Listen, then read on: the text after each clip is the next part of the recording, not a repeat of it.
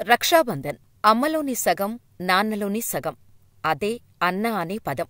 అందుకే అమ్మలా ప్రేమను పంచి, నాన్నలా బాధ్యతలు స్వీకరించే సోదరుడికి ఎటువంటి ఆపద, కష్టం రాకుండా ఉండాలని ప్రేమతో సోదరి కట్టే కంకణమే రక్షాబంధన్. అన్నతమ్ముళ్లతో తమ పేగుబంధం జీవితకాలం నిలవాలని అక్కచెల్లెళ్లంతా కోరుకుంటూ, అన్నతమ్ములు సుఖసంతోషాలతో వర్ధిల్లాలని మనసారా ఆకాంక్షిస్తూ ఈ కంకణం కడతారు. అయితే ఇప్పుడు మనం చెప్పుకునే ఇద్దరు అక్కాచెల్లెళ్ళు మాత్రం ఓ శునకాన్ని తమ అన్నగా భావించి ప్రతి సంవత్సరం రాఖీ కడుతున్నారు. వారు ఎందుకు చేస్తున్నారో తెలిస్తే కన్నీరు రాక మానదు. ఆ అక్కాచెల్లెలు ఎవరు? శునకానికి రాఖీ ఎందుకు కడుతున్నారు? శునకానికి వారికి ఉన్న రాఖీ కథేంటో ఇప్పుడు తెలుసుకుందాం.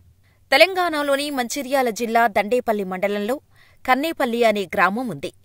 ఈ గ్రామంలో మర్రిపెల్లి మల్లయ్య, కమల దంపతులు జీవిస్తున్నారు.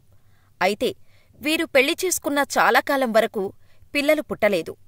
పిల్లలు లేకపోవటంతో 20 ఏళ్ల క్రితం ఓ కుక్కను తెచ్చి రాము అని పేరు పెట్టి పెంచుకుంటున్నారు మల్లయ్య, కమల. రాము వచ్చిన వేళా విశేషం. కొన్ని రోజులకే వారికి 2 ఆడపిల్లలు జన్మించారు. 2 కవలపిల్లలే.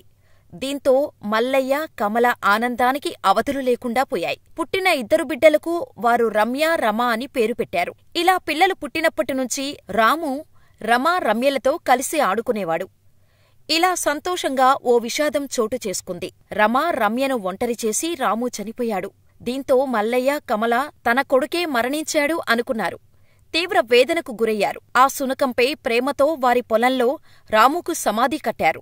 రమ, రమ్యలు ఆ శునకమైన రామును అన్నలాగే భావించేవారు. అందుకే ప్రతి సంవత్సరం రాఖీ పౌర్ణమి రోజున పొలం వద్దకు వెళ్లి కుక్క ఉన్న సమాధికి పూజలు చేస్తారు.